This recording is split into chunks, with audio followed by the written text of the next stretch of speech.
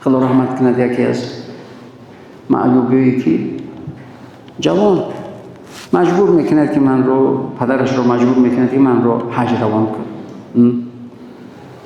میگه بچه هم بیمار هستی، خودت مکلف نیستی، پروردگار تو رو فرض نگرد. نمیگه پدرک التماس میکنه. همین چند وقت است که آرزو میکنم باشد، میگه منش روان میکنم.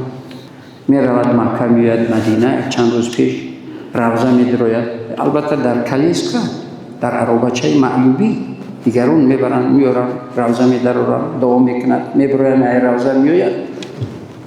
به یگان در به یگان داد و فغان آرامانه جان به حق تسلیم میکنند.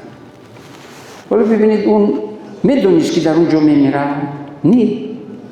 یا اونه که سالم، خرسند، خوشنود، خوشحال جاگه گرم نرم میدروید، سر میبینن که این جسم به یک جسد یک شده شخ شده تبدیل شده است. یا اونه که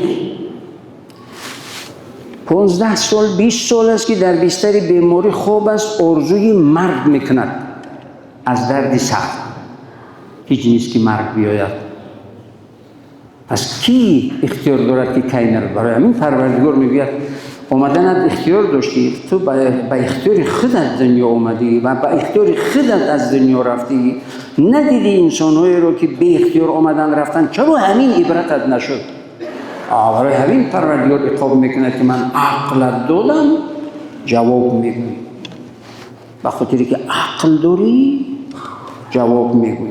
اگر عقلت نمیدادم بیگانه از عقلت میکردم دیوانه میبودی. چرا اصلا سوال نمیکردم که چکار کردی، چرا کردی یا چرا نکردی، اصلا سوالت نمیکردم. لیکن عقلت دادم. انسان رو در نتیجه عقل دادن این همه حرام و حلال و بکنه نکنه جنت و جهنم، این همه در نتیجه داشتن عقل انسان به وجود آمد. اگر انسان عقل نمی داشت این همه نمی آمد. برای همین میگوید که مسلمان هر کاری رو که انجام میدهد باید که به خاطر خدا انجام بدهد.